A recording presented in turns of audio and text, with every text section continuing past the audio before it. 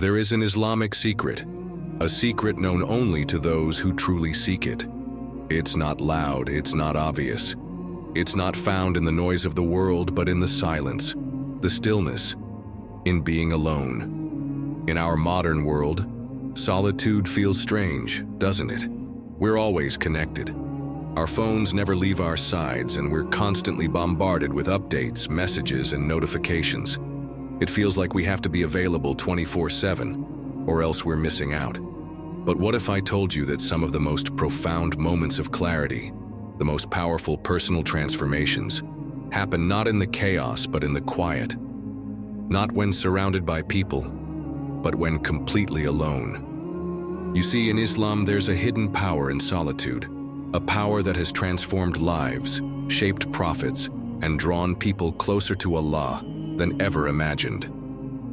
Let's uncover this secret together. Over 1,400 years ago, a man would regularly climb a mountain, leaving behind the worries, the distractions, and the noise of society. He sought refuge in a small cave, away from everything.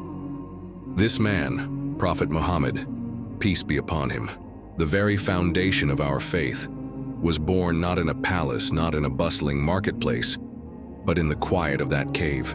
It was in the cave of Hira, alone in deep contemplation, that the angel Gabriel, descended with a message that would change the course of history forever. The first words of the Quran were revealed, not in front of a crowd, not during a grand gathering, but in the stillness of solitude. Can you imagine it? The beginning of a message that would transform humanity, delivered in the quiet, far from the world's distractions. Why? Because in that silence, in that solitude, the connection with Allah is pure. There is no noise to interfere, no distractions to dilute the moment. Read in the name of your Lord who created man from a clinging substance. Read, and your Lord is the most generous, who taught by the pen, taught man that which he knew not. Surah Al-Alaq, 96, 1-5. Today, our world is louder than ever before. Our attention is pulled in 1,000 different directions. Social media, emails, endless conversations. We're constantly connected, yet many of us feel so disconnected. But here's the truth. The noise of the world can never fill the silence of the heart. In fact, it is in those moments of solitude, when it's just you and Allah, that your heart truly begins to breathe. It is in those quiet, personal moments of worship that we find peace, tranquility, and the answers to questions we didn't even know we had. Indeed, in the remembrance of Allah do hearts find rest. Surah Ar-Ra'd 13:28. Sometimes we're scared to be alone.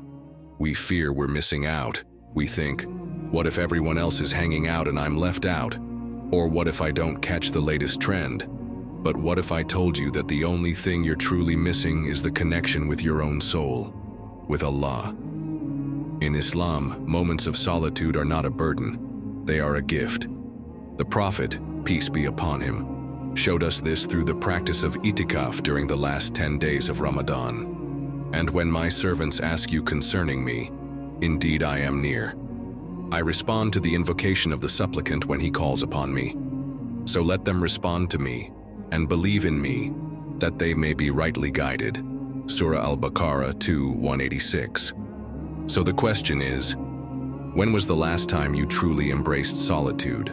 Not loneliness, but solitude, where it's just you, your thoughts, and your Creator. Because in that silence, you may just find everything you've been searching for. He would retreat into the mosque, leaving behind the world and dedicating himself fully to worship. No distractions, no worldly concerns, just him and Allah. But itikaf isn't just about leaving the world behind physically. It's about clearing the clutter in your heart. It's about dedicating yourself to something higher, something greater. It's about quieting the noise so you can hear the whispers of your own soul. You've probably had those deep moments of thought right before bed. Those thoughts like, am I really fulfilling my purpose? Or what's the real meaning behind all of this? Those moments of reflection, those deep questions come when we are alone. But in Islam, reflection is not about feeling lost.